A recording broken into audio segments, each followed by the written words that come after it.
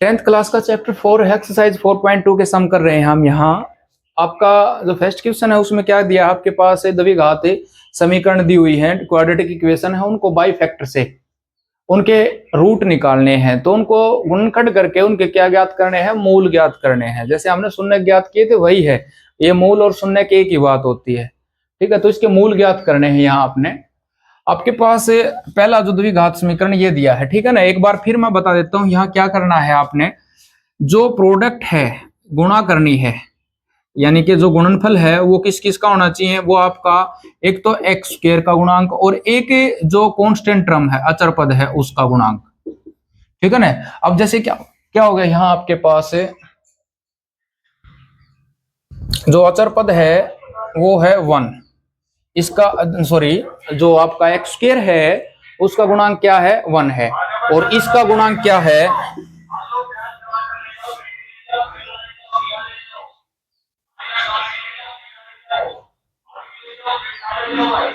अब यहाँ आपके पास जो द्विघात बहुपद है उसमें एक्स स्क्वायर है उसका गुणांक क्या है 1 है, ठीक है। और जो अचर पद है वो कितना है माइनस का 10, इसकी गुणा कितनी आई माइनस का 10।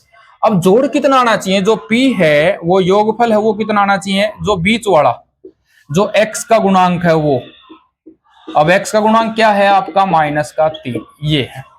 ये हर एक क्वेश्चन में ऐसे ही करना है आपने, यहां आपने यही करना है। अब देखो जो बीच वाली टर्म है जो एक्स वाला पद है उसको आपने इस प्रकार तोड़ना है। अब जोड़ तो उसका वही रहेगा, माइनस का 3 ही रहेगा, और गुणा क्या करेगी, इसका गुणांक और इसके गुणांक के बराबर आ जाएगी। अब ठीक है ना, यहां देखो अब एक्स स्क्वायर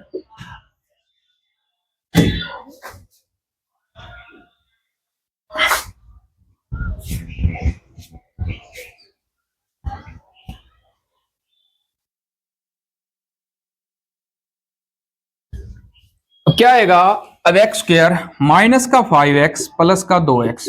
अब देखो माइनस का 5 है प्लस का 2 है, तो इन दोनों को जोड़ करूंगा ना, माइनस का 3 बच गया, और इसकी मल्टीप्लाई कितनी होगी माइनस का 10, माइनस का 5 और माइनस का 2 मल्टीप्लाई करूंगा माइनस का 10, ठीक है। अब यहां इन दोनों से कॉमन क्या आया x, तो यहां से बच गया x से -5, x कॉमन लिया, एक x बच गया, यहां से x कॉमन लिया तो 5 बच गया, प्लस अब इन दोनों में कॉमन क्या था 2 था, प्लस का 2 कॉमन लेंगे तो x बच गया, और यहां से 5 बच गया इज इक्वल टू 0। अब ये दोनों चीज हैं, x -5 कॉमन लिया तो यहां से बच गया x से प्लस 2 इज इक्वल टू 0, ठीक है ना। अब ये क्या होगा यहाँ पर, यहाँ ये दो फैक्टर हो गए इसके, अब या तो ये 0 होगा या ये 0 होगा, ठीक है ना। तो यहाँ क्या करेंगे, या तो आपके पास ये 0 होगा, तो यहां से x की वैल्यू कितनी आ गई 5, या क्या होगा x प्लस 2 बराबर 0, और ये हो गया x माइनस 2 उस साइड जाके, तो आपके पास x के कितने मूल आ गए, एक तो 5 और एक माइनस का 2, तो इसके टुकड़े यही ऐसे करने थे आपने, ठीक है। अब इसका सेकंड पार्ट है उसमें भी ऐसा ही करना है आपने। अब गुणा कितनी होगी इसकी और इसकी गुणा होगी माइनस का 12, ठीक है ना, गुणा, और जोड़ कितना आ गया 1, तो 2x की 2 plus 4x minus 3x minus 6 बराबर 0। देखो यहां 4 में से 3 गया तो 1 बच गया आपके पास, और 4 और 3 की गुणा कितनी होगी 12, प्लस का 1 है एक माइनस का, तो माइनस की गुणा होगी, ठीक है। अब इन दोनों से 2x कॉमन लिया, यहां से x बच गया, यहां से कॉमन लिया था तो 2 बच गया, इस 4x में से 2x कॉमन लिया 2 बच गया आपके पास। अब इन दोनों में कॉमन है 3, यहां से x प्लस का 2 बराबर 0। अब ये देखो x प्लस 2 हमने कॉमन लिया, यहां से बच गया 2x माइनस 3 बराबर 0। अब ये देखो ये आपके दो टुकड़े हो गए यहाँ, तो या तो x प्लस 2 की वैल्यू 0 होगी, अब x प्लस 2 की वैल्यू 0 होगी तो ये उस साइड जाके किसका हो गया माइनस का, या क्या होगा आपके पास 2x माइनस 3 बराबर 0, तो 2x बराबर 3 और x बराबर क्या हो जाएगा, ये दो गुणा कर रहा है उस साइड जाके क्या करेगा भाग, तो एक तो आपके पास ये मूल आ गया और एक ये मूल आ गया, तो x के दो मूल आ गए, एक माइनस का 2 और एक आ गया 3/2, ठीक है। इसी प्रकार जो थर्ड पार्ट है उसमें थोड़ा सा आपको क्वेश्चन को थोड़ा सा और मुश्किल बना दिया, यहाँ अंडर रूट में दे दिया है, वर्गमूल में दे दिया है, लेकिन ऐसी कोई बात नहीं है यहाँ। अब इसकी मल्टीप्लाई इजीली कर सकते हैं हम। यहाँ देखो आपके पास क्या है, वर्गमूल 2 और 5 वर्गमूल 2 है। अब वर्गमूल 2 और वर्गमूल 2 की गुणा होगी 10, 2 इसकी गुणा क्या होगी 2, और 2 और 5 की गुणा कितनी होगी 10, तो इसकी जो गुणा है वो कितनी आ गई 10 आ गई, और जोड़ कितना आना चाहिए 7 आना चाहिए, ठीक है ना। तो ये हो गया आपका वर्गमूल 2 एक्स स्क्वायर प्लस 2x जमा 5x जमा 5 वर्गमूल 2 बराबर 0। देखो 2 और 5 कितने हो गए आपके पास? 7 हो गए। जोड़ोगे इसका 2 और 5 की गुणा कितनी होगी? 10 होगी। तो आपके पास वही आ गया जो हमने चाहिए था। अब इन दोनों में कॉमन आप सोचोगे कुछ नहीं है, लेकिन ऐसा नहीं है। एक तो x कॉमन है, ठीक है। अब ये वर्गमूल 2 से भाग होगा तो वर्गमूल 2 कॉमन ले लिया यहां से, तो यहां बच गया आपका x और यहां बच गया आपका वर्गमूल 2। यहां देखना आपने क्या करना है, वर्गमूल 2 कॉमन लिया, इसमें से ये 2 वर्गमूल 2 का स्क्वायर था तो एक वर्गमूल 2 यहां बच गया। अब इन दोनों में कॉमन है प्लस का 5, तो यहां से x और यहां से वर्गमूल 2 बराबर 0। अब देखो दोनों बिल्कुल इसके फैक्टर आ रहे हैं ये, तो x प्लस वर्गमूल 2, यहां से बच गया आपका वर्गमूल 2x प्लस 5 बराबर 0। तो या तो ये 0 होगा या ये 0 होगा। तो x प्लस वर्गमूल 2 बराबर 0 और x बराबर माइनस वर्गमूल 2। तो एक तो आपका मूल ये आ गया और यहां से क्या आ गया, वर्गमूल 2x जमा 5 बराबर 0, वर्गमूल 2x बराबर -5 और x बराबर -5 भाग में वर्गमूल 2, ये आ गया भाई। तो आपके पास एक तो ये इसका मूल आ गया और एक ये मूल आ गया। इसके नेक्स्ट दो पार्ट दिए हुए हैं, फोर्थ और फिफ्थ है। फोर्थ में क्या दिया है, आपकी जो कांस्टेंट टर्म रेशियो में दे रखी है, तो पहले इसको मैं एक सिंपल नंबर बना लेता हूं। तो यहाँ 8 एलसीएम ले लिया मैंने, क्या हो गया 16x square minus 8x plus 1 is equal to 0। अब ये 0 के साथ मल्टीप्लाई करेगा, वहां 0 हो जाएगा। 16x square minus 8x plus 1 is equal to 0, ये आ गया भाई आपके पास, ठीक है। अब यहां आपने क्या करना है, वही फैक्टर इसकी गुणा कितनी होगी 4, सॉरी जो इसकी गुणा क्या होगी आपकी 16x स्क्वायर, और जोड़ कितना आ गया माइनस का 8x आ गया। तो माइनस का 4x plus 1 is equal to 0, ठीक है ना। माइनस का 4 और माइनस का 4 कितना हो गया, माइनस का 8 हो गया ये आपके पास। और अब देखो यहाँ इसकी मल्टीप्लाई करूंगा, ये माइनस का प्लस हो गया, और 4 इंटू 4 कितना हो गया 16 हो गया। तो मल्टीप्लाई वही आगे जो अभी हमें चाहिए थी, यहाँ जो प्रोडक्ट है वो तो 16 चाहिए थे और सम है वो कितना चाहिए माइनस का 8, तो बिल्कुल है। अब इन दोनों में कॉमन क्या आया, माइनस 4x कॉमन आ गया। यहां से क्या बच गया 4x माइनस 1, यहां से 4x कॉमन लिया मैंने इसे, तो यहां से देखो एक x बच गया, और 16 को 4 से भाग करूंगा 4 बच गया, यहां से डायरेक्ट कॉमन आ गया। आगे -1 कॉमन लिया, माइनस लिया तो 4x प्लस का बच गया, और यहां से -1 बच गया। अब ये दोनों 4x minus 1 4x minus 1 is equal to 0। अब देखो इसके दोनों जो फैक्टर आए हैं, गुणनखंड आए हैं, वो बिल्कुल एक जैसे आए हैं। इसका मतलब है ये जो संख्या है आपके पास, ये जो पोलिनोमियल है, बहुपद है, ये पूर्ण वर्ग बोलते हैं इसको, एक पूर्ण वर्ग बहुपद है ये, या परफेक्ट स्क्वायर बहुपद पोलिनोमियल है ये। अब ये दोनों एक जैसे हैं तो इसके दोनों जो मूल आएंगे वो एक जैसे ही आएंगे। इसको 0 कर दिया, यहां हो गया, और x बराबर कितना आ गया 1/4, और यहां से भी 1/4 ही आ जाए। यही इसके क्या हो गए, जीरोज या मूल हो गए इसके। नेक्स्ट बिल्कुल सेम है, देखो इससे मिलता जुलता है जो नेक्स्ट क्वेश्चन है वो भी, उसमें भी यहाँ 4 और 4 था, यहाँ कितना 10 और 10 हो गया यहाँ पर आपका। तो 600x square minus 10x plus 1 is equal to 0। अब इन दोनों में कॉमन क्या आया 10x बच गया -1, इन दोनों में कॉमन क्या आया माइनस का 1, 10x minus 1 is equal to 0। इन दोनों में कॉमन आया 10x, 100 को 10 से भाग कर दिया 10 बच गया, एक x बाहर ले लिया, एक x बच गया। अब ये तो बिल्कुल बाहर कॉमन ले लिया तो इसमें 1 बच गया माइनस का 1। अब यहाँ ये टर्म लाने के लिए माइनस कॉमन लेना पड़ेगा, तो माइनस का 1 कॉमन लिया, यहां से ये बच गया। अब वही परफेक्ट स्क्वायर ये भी आ रहा है, यहां से 10x minus 1 is equal to 0, 10x minus 1 is equal to 0, 10x is equal to सेट जाके 1 हो गया, और x इज इक्वल टू 1/10, और यहां भी 1/10, ये आ गया इसके दो मूल।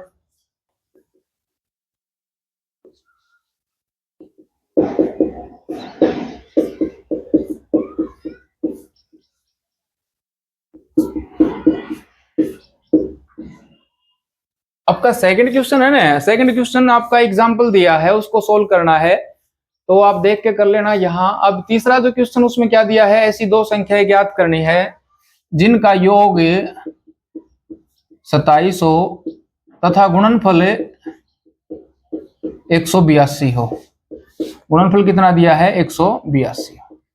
तो आपने दो संख्याएं ज्ञात करनी है, कोई भी दो संख्या है जिनका योग कितना हो 27 हो और गुणनफल कितना हो 182 हो। देखते हैं इसका सॉल्यूशन करते हैं हम। तो हम वो दोनों संख्याएं मान लेते हैं, ठीक है ना। तो क्या हो जाएगी, माना पहली संख्या x होगी, अतः दूसरी संख्या क्या हो जाएगी वो देखते हैं अब। अतः दूसरी संख्या 27 माइनस एक्स, बिल्कुल आपको कंफर्म हो गया होगा। क्यों, देखो आपके पास दो संख्या उनका जोड़ 27 है, एक एक्स होगी तो दूसरी कितनी होगी 27 माइनस एक्स होगी, क्योंकि 27 में से ये घटाएंगे तभी तो दूसरी बचेगी, ठीक है। अब क्या कहता है प्रश्नानुसार, उन दोनों का जो गुणा है या गुणनफल है किस किस का, एक्स का और 27 माइनस एक्स का, वो 182 है, ये बता रहा है ये, ठीक है। तो आपके पास अब ये आप एक द्विघात समीकरण बन गई, इसको उसी प्रकार से हल करना है अपने। 27x माइनस एक्स स्क्र इस किस के साथ 27x, इस किस के साथ एक्स स्क्र 182, या तो इनको उस साइड उठा लिया या इस टर्म को इस साइड उठा लेता, तो ये माइनस उस साइड ले गया मैं इसको एक्स स्क्र, ये माइनस का 27x और प्लस का 182 बराबर 0, ये आ गया भाई, ठीक है। अब इसके टुकड़े करते हैं हम। अब गुणा कितनी आनी चाहिए 182, यहाँ एक है तो 182 और जोड़ कितना आना चाहिए माइनस का 27। तो बहुत सारे बच्चों को कई बार इसमें दिक्कत आती है, तो क्या करते हैं हम इसके फैक्टर करके देख लेते हैं। 2 से डिवाइड किया, अब यो 7 से होगा 13। अब देखो इनके आइडिया कर लो, 13 दूनी 26 और 7, अगर 26 में 7 जोड़ूंगा तो 33 आ गया, 26 में 7 घटाऊंगा तो 19 आ गया। लेकिन इन दोनों की गुणा कितनी होगी 14 होगी, और ये कितना हो गया आपका 13 हो गया। अब यहां ध्यान रखना, ये इन दोनों का जोड़ 14 और 13 कितना हो गया 27 हो गया। तो x square minus 14x minus 13x, अब ये दोनों प्लस के इसलिए लिए हैं क्योंकि हमने जोड़ करना है, यहां आपने जोड़ करना है, ये भी माइनस का ये भी माइनस का, तो जोड़ हो गया माइनस, और माइनस माइनस की गुणा कितनी होगी प्लस की होगी। अब इन दोनों में कॉमन क्या आया x माइनस 14 लिया यहां से, और यहां माइनस का 13, तो ये हो गया x से, और माइनस इसमें 13 से भाग करूंगा तो आपके पास ये बच गया। ये दोनों टर्म आपकी एक जैसी आ रही है, x माइनस 14 और x माइनस 13 बराबर 0। अब x माइनस 14 को मैं 0 रखूंगा तो x की वैल्यू कितनी आ गई 14 आ गई, और x माइनस 13 को 0 रखूंगा तो x माइनस x की वैल्यू कितनी आ गई 13 आ गई। तो आपके पास दो वैल्यू आ गई, एक आ गया 13 और एक कितना आ गया 14 आ गया, ठीक है ना। यहाँ आपकी ये जो वैल्यू आई यहाँ से x माइनस 14 बराबर 0, तो x की वैल्यू आ गई 14, और ये आ गई x माइनस 13 बराबर 0, और x की वैल्यू कितनी आ गई 13। तो आपके पास दो नंबर आ गई। तो अतः दो संख्या, अतः दो संख्या, एक 13 आ गई और एक 14। अब देखो इसका जांच करेंगे हम, 13 और 14 का गुणा करेंगे तो 182 है, और इसका जोड़ करेंगे 13 और 14 कितना हो गया 27 हो जाएगा। पूर्णांक मानने हैं, जैसे आपके पास एक वही बताया था मैंने, एक 5 है तो अगला क्या आएगा 6 आएगा। अब इसको अगर हम बीजीय उसमें रूप में मानेंगे तो वो क्या हो जाएगा, माना दो धनात्मक पूर्णांक, यहां हमने एक x मान लिया और एक x प्लस 1 मान लिया, ठीक है। अब क्या होगा प्रश्नानुसार,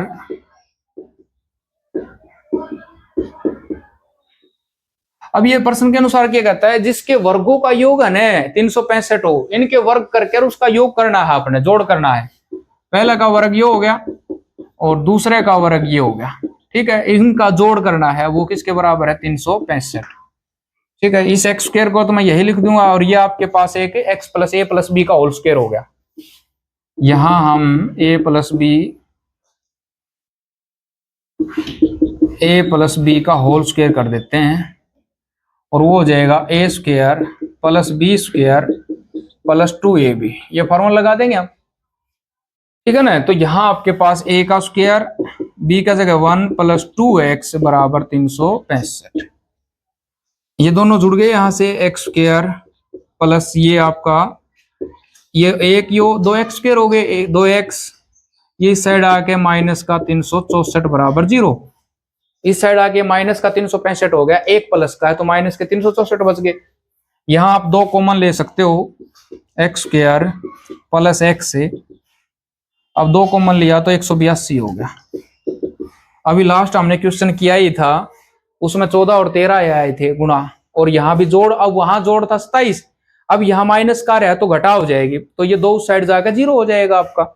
अभी आपके पास ये बच गया, तो एक्स स्क्वायर प्लस के 14x माइनस के 13x माइनस 182 बराबर 0। टुकड़े कर दिए इसके हमने, x कॉमन लिया, यहां से x बच गया प्लस का 14। अब यह माइनस का 13 कॉमन लिया तो प्लस का x बच गया माइनस का 14 बराबर 0। सॉरी प्लस हो जाएगा, माइनस कॉमन लिया है ना बाहर, ये हो जाएगा, तो x प्लस 14 और यहां से x माइनस 13 बराबर 0। ये आ गए इसके टुकड़े। तो एक बार तो ये 0 कराएंगे, एक बार ये 0 कराएंगे, तो x प्लस 14 बराबर 0, तो x बराबर माइनस 14, और x माइनस 13 बराबर 0, x बराबर 13। तो ये तो लेंगे नहीं क्योंकि इसने बोला है धनात्मक पूर्णांक, तो कौन कौन से हो गए, एक तो 13 हो गया और एक क्या हो गया, 14 हो गया। तो दो धनात्मक, दो क्रमागत धनात्मक पूर्णांक जो हमने निकालने थे, कौन कौन आ गए, एक 13 और एक 14। ये आपका आंसर है भाई। इसका फिफ्थ क्वेश्चन क्या है, आपके पास एक समकोण त्रिभुज है, ये कहता है उसकी ऊंचाई उसके आधार से 7 सेंटीमीटर कम है। अब समकोण त्रिभुज वो होती है जिसमें एक कोण 90 डिग्री का हो, ये हो गया भाई, ठीक है ना। अगर मान लीजिए इसका आधार है, ये कर्ण है और ये इसकी ऊंचाई है, ठीक है ना। अब ये देखो उसकी ऊंचाई है ना, उसके आधार से 7 सेंटीमीटर कम है। अब ध्यान रखना, सबसे छोटी भुजा आपको क्या मिलेगी, ऊंचाई मिलेगी, क्योंकि इस जो आधार है ना इससे 7 बड़ा है, या ऊंचाई इससे 7 कम है। और जो कर्ण है वो तो सबसे बड़ी भुजा होती है समकोण त्रिभुज में, यहां तो आपको सोचने की बात ही नहीं पड़ेगी। तो यहां इसका सॉल्यूशन करते हैं हम, तो सबसे छोटी भुजा है वही मान लेता हूं मैं इसकी, माना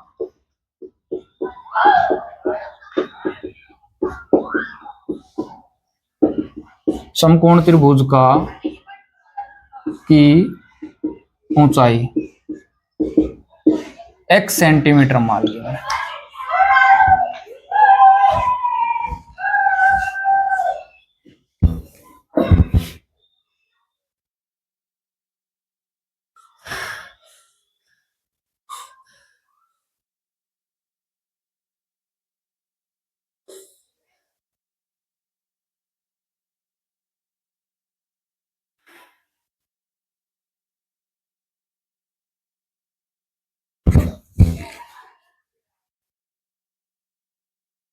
अब सबसे छोटी भुजा ऊंचाई थी वो मैंने x मान ली, तो अब क्या हो जाएगी, अतः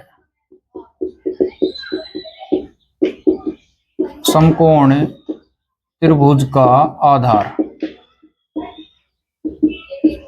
वो हो जाएगा x प्लस 7 सेंटीमीटर। ये हो गया आपका, ऊंचाई मैंने x सेंटीमीटर मान ली तो उसका आधार कितना हो जाएगा, x प्लस 7 हो गया, ठीक है ना।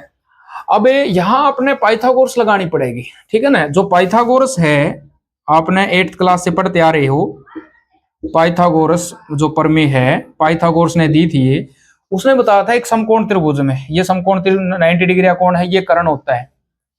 तो उसने क्या बताया था, जो कर्ण का वर्ग है वो आधार का वर्ग और जमा लंब के वर्ग के बराबर होता है, ठीक है ना, ये बताया था। जो पाइथागोरस ने यही बताया था, जो कर्ण का सबसे बड़ी भुजा वर्ग है वो दोनों छोटी भुजाओं के वर्गों के बराबर होता है, ठीक है ना।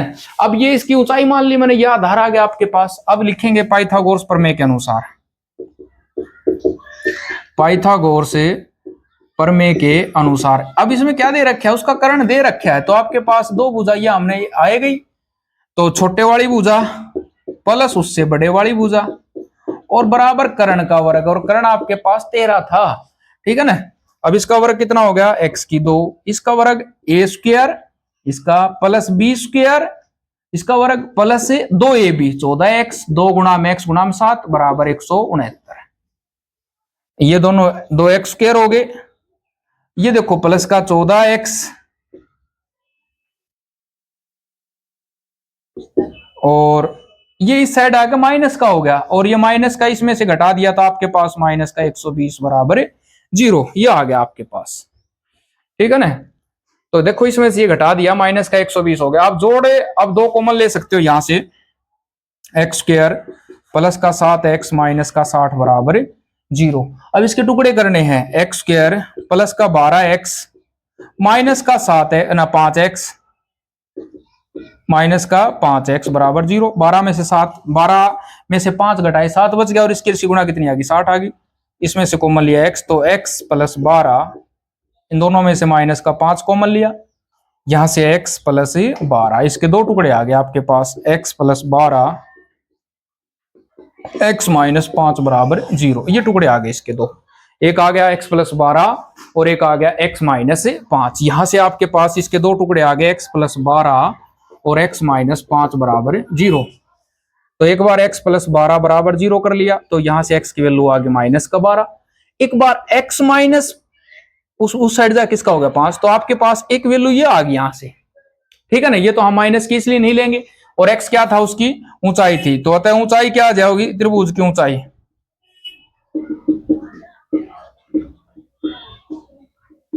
5 सेंटीमीटर। आधार क्या हो जाएगा उसका 7 बड़ा है, तो कितना हो गया 12 सेंटीमीटर। यही आपने निकालना था। इसकी दो बाकी भुजाएं तो निकालनी थी, कर्ण आपको 13 दे रखा है, ठीक है। एक्सरसाइज का जो लास्ट क्वेश्चन है उसमें क्या बताया है, उसमें थोड़ी स्टेटमेंट बड़ी है, लेकिन सवाल है वो बहुत ही आसान है। यहाँ आप स्टेटमेंट देखकर घबराना नहीं है, बिल्कुल भी डरना नहीं है। क्या दिया है, एक कोई उद्योग है, एक कुटीर उद्योग है, उसके एक दिन में कुछ बर्तनों का निर्माण करता है।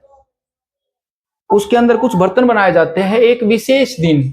यह देखा गया कि प्रत्येक नग की लागत वो रुपये में बता रखी है, जहां वो बर्तन बनाए गए हैं, यानी कि प्रत्येक बर्तन की लागत उस दिन के निर्माण किए गए बर्तनों की संख्या के 2 गुने से 3 अधिक थी। ये कहता है एक नग की कीमत है या लागत है, वो क्या है, उस दिन में जितने भी निर्माण किए गए हैं, जो बर्तन बनाए गए हैं, वो क्या है, उसके दुगने से 3 अधिक थी, उसके दुगने से 3 अधिक थी। यदि उस दिन की कुल निर्माण लागत, ये भी देखना है, अब कुल जो बर्तन बनाए गए हैं और एक बर्तन की जो निर्माण लागत है, तो उनका सारे मिलाकर वो कितने रुपए था, उस दिन की कुल जो निर्माण लागत थी वो कितनी थी, 90 रुपए थी। तो निर्मित बर्तनों की संख्या जो बनाए गए हैं वो और प्रत्येक नग की लागत ज्ञात करनी है, ठीक है ना। करते हैं हम इसका माना,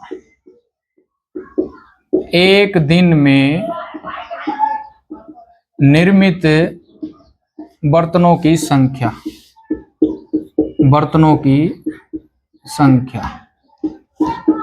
वो x मान ली भाई, हमने एक दिन में x बर्तन बनाए हैं।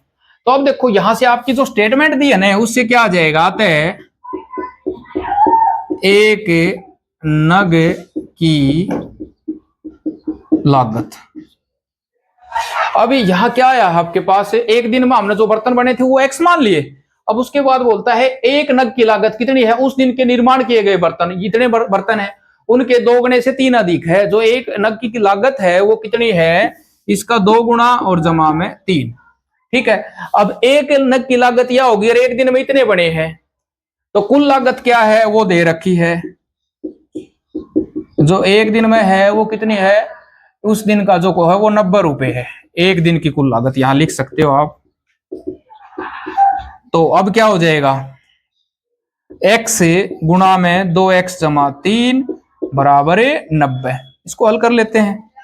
2x की 2 जमा 3x, इसके साथ मल्टीप्लाई कर दी, ये आगे गुणा कर दी, इसके साथ ये आगे बराबर 90। ये इस साइड उठा के माइनस का हो गया, ठीक है। यहां अब इसके टुकड़े कर लेते हैं हम। तो ये आ गया आपके पास प्लस का 3 होना चाहिए, तो ये आ गया माइनस का 12x और प्लस का 15x। अब इसकी रिस्क गुणा होगी माइनस का 180, इसकी रिस्क गुणा कितना होगी, माइनस का 180। जोड़ कितना आ गया, जोड़ आपको पता ही होना चाहिए, तो ये दोनों आपकी गुणा कर दिया, माइनस का 90 बराबर 0। अब इन दोनों में 2x कॉमन लिया, यहां से x माइनस 12 प्लस का 15, ये देखो 2x कॉमन लिया, यहां से 6 बच गया। 15x कॉमन लिया तो 6 बच गया भाई, यहां से भी 2x प्लस 15 और x माइनस 6 बराबर 0। x माइनस 6 कॉमन लिया तो एक जगह 2x बच गया, एक जगह 15 बच गया। तो ये तो हम यहां से तो माइनस की आएगी, तो ना तो रुपये उसके जो माइनस में आ सकते, ना ही एक दिन की संख्या आएगी। तो यहां से x माइनस 6 बराबर x माइनस 6 बराबर 0 और क्या आ गया x बराबर 6। तो इसका मतलब एक दिन में कितने बर्तन बने हैं? 6 बर्तन बने हैं, ठीक है ना। एक दिन में बने बर्तनों की संख्या, बर्तनों की, और क्या आ गया, एक नग की लागत, एक नग की लागत वो क्या हो जाएगी 2x जमा में 3, ये वाली थी जो, तो 2 गुणा में 6 जमा में 3, 12 प्लस 3 बराबर 15 रुपए, ये आ गया भाई। तो एक नग है 15 रुपए में लग गया, और एक दिन में बर्तन कितने बने 12, 6, और इसकी गुणा करेंगे 90 आ गया, बिल्कुल 90 दे रखा था, ये देखो वहां 90 रुपए है।